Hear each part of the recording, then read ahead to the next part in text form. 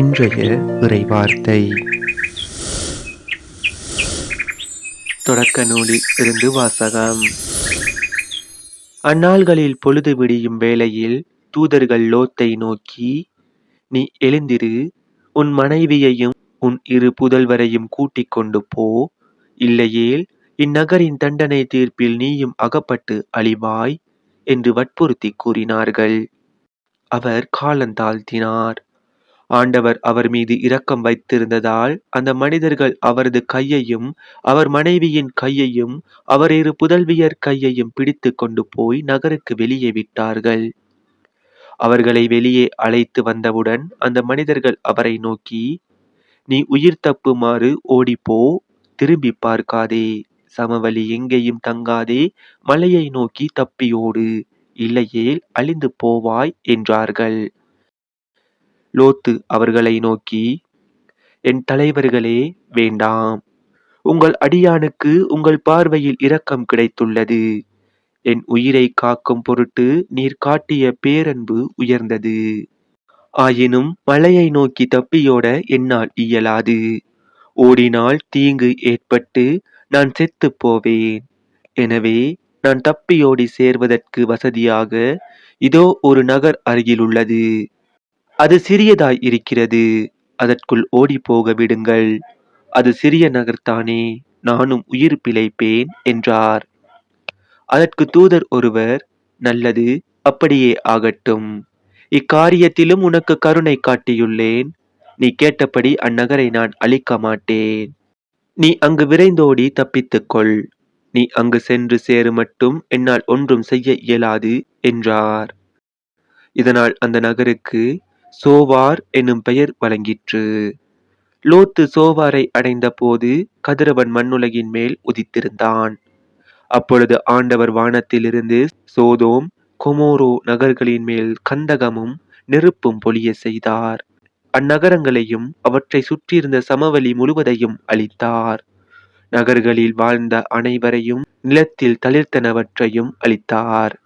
அப்பொழுது லோத்தின் மனைவி திரும்பி பார்த்தாள். உடனே உப்பு தூணாக மாறினாள். ஆபிரகாம் காலையில் எழுந்திருந்து தாம் ஏற்கனவே ஆண்டவர் திருமுன் நின்ற இடத்திற்கு போனார். அவர் சோதோமையும் கொமோரோவையும் சூழ்ந்திருந்த நிலப்பகுதியையும் நோக்கி பார்த்தபோது சூளையின் புகை போல நிலப்பரப்பிலிருந்து புகை கிளம்ப கண்டார். கடவுள் சமவெளி நகர்களை அழித்த போது ஆபிரகாமை நினைவு கூர்ந்தார். எனவே லோத்து கூடியிருந்த நகர்களை அழித்த போது கடவுள் அவரை காப்பாற்றினார். இது ஆண்டவர் வழங்கும் அருள்வாக்கு. இறைவா, உமக்கு நன்றி. இன்றைய தினத்துக்கு உரிய நற்செய்தி வாசகம். மத்தேயு எழுதிய தூய நற்செய்தியில் இருந்து. அக்காலத்தில் இயேசு படகில் ஏறவே அவருடைய சீடர்களும் அவரோடு ஏறினார்கள்.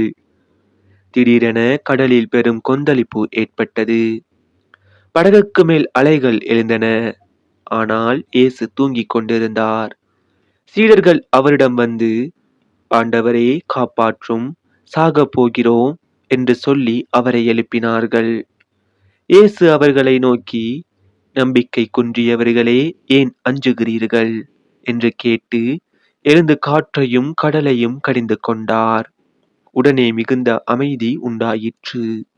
மக்கள் எல்லாரும், காற்றும் கடலும் இவருக்கு கீழ்ப்படுகின்றனவே, இவர் எத்தகையவரோ என்று வியந்தனர். இது நம் கிறிஸ்து இயேசு வழங்கும் வாழ்வு தரும் நற்செய்தி. கிறிஸ்துவே, உமக்கு புகழ்.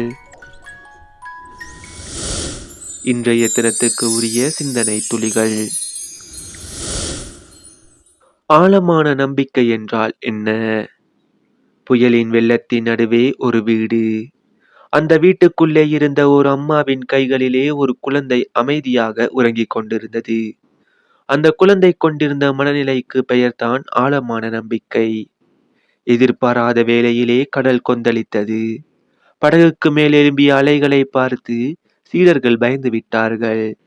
ஆனால் இயேசு படகில் உறங்கிக் கொண்டிருந்தார். இயேசு விழித்திருந்தால் என்ன, உறங்கினால் என்ன, அவரது உடனிருப்பு நம்மோடு இருந்தாலே போதும். நமக்கு எந்த ஆபத்தும் ஏற்படாது என்று நினைக்கும் அளவுக்கு அந்த சீடர்களின் நம்பிக்கை ஆழமானதாக இல்லை. இதனால் தான் இயேசு சீடர்களை பார்த்து நம்பிக்கை குன்றியவர்களே என்றார். ஆண்டவர் மீது மாறாத, மங்காத, அழியாத ஆழமான நம்பிக்கை வைத்த லோத்து பேரழிவிலிருந்து காப்பாற்றப்பட்ட நிகழ்வை இன்றைய முதல் வாசகம் நமக்கு சுட்டிக்காட்டுகின்றது.